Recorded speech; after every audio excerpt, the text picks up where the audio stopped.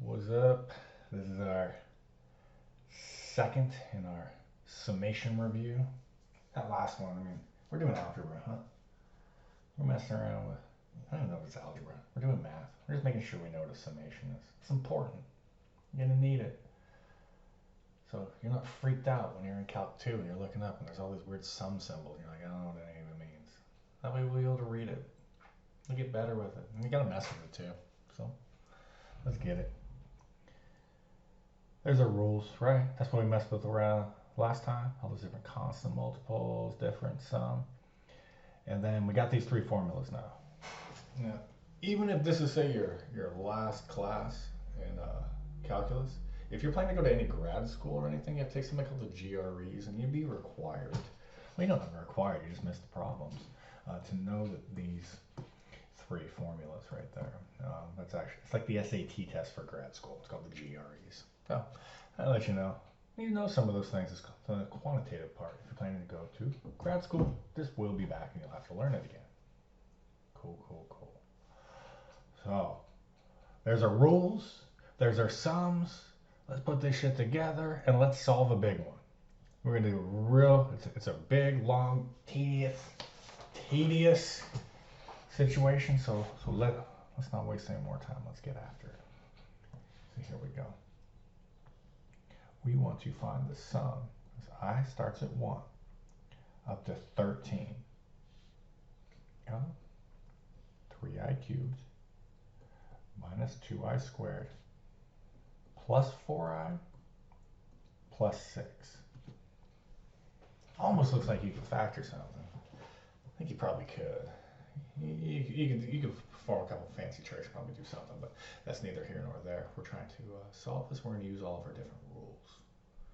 So the first thing we want to do is we want to bring this in. We want to, please stop doing that.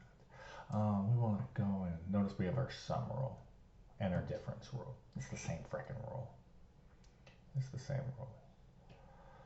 So let's break this into pieces. I told you this is going to be tedious. Look at how much writing. Somehow I'm going to do this and not get carpal tunnel. Well, that's probably the kiss of death right there. And I'm doing it step by step. You could certainly be jumping steps here. Like pulling the constants out at the same time. Or, I'm sorry, the coefficients. Because the next piece we're going to do is we're going to take these 3s, 2s, and 4s. We're just going to bring them out to the front. Okay? Now, since I have a pencil, I don't actually have this weird stylus thingy.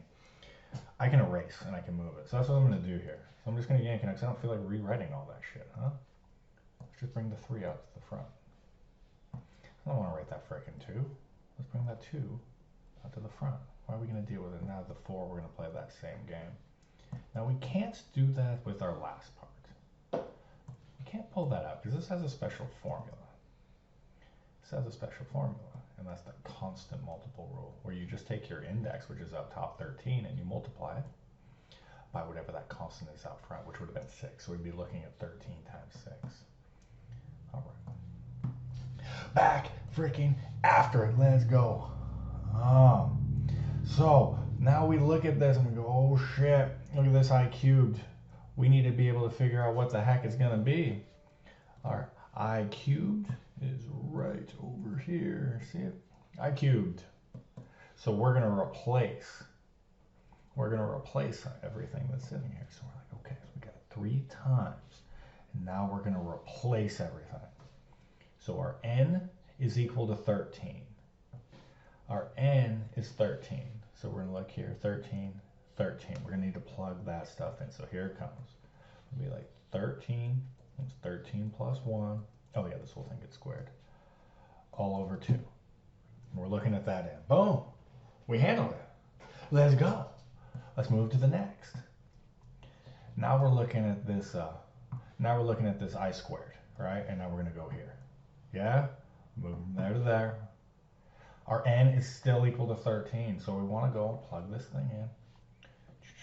So instead of writing in n, we're going to put in 13. So 13, and then 13 plus 1, and then 2 times 13 plus 1. And it's cool if you use a calculator to do this stuff, I don't mind. down to our next, keep our constant out front, and we're like, what do we got now? It's our I. It's our I. It's right there. We better use that formula now. So, all right, let's go. So it says it's n times n plus 1. What's our n again? Oh, yeah, our n is 13. So we say 13. It's 13 plus 1 all over 2. And then lastly, we're going to put in our, this is just our 13 times our 6. And sweet. Now you just jump through onto a calculator and do it. Or, I don't know, I might do it a little bit different. I'm just going to clean it up. You do you. That's 13. That's 13 times 14. And 14 divided by 2 is 7. That's 13 times 14 times, what's that, 26 plus 4, that's 30. But that's 13 times 2 times 7 times 3 times 10. So I'll cancel the 3 and the 2 and the 6, and that leaves me with 13 times 7 times 10 plus 4 times, and I'll play that same game again. That's a 14, so that's 13 times 7 plus 13 times 6. Now I'll punch all that shit into a calculator. And I actually haven't done it yet, so you get to, let me just pause it. Ta-da! I hit pause. Imagine that. 23,465. Yeah, good luck writing that thing out 13 times. I mean, you could jump past it. But that's the game. We need to know these small games for when we start messing around with our integration, how we're going to build it on up. One of the games we have to play. One of the games I'm going to force you to play. It's a rough one. We got some examples out of the text, and we will get to it. And your next, maybe the next one, maybe the one after that, we'll start playing some games that you're going to need to use this information from up above. These 3 very powerful formulas right here. So we'll use them again. I'll see you soon.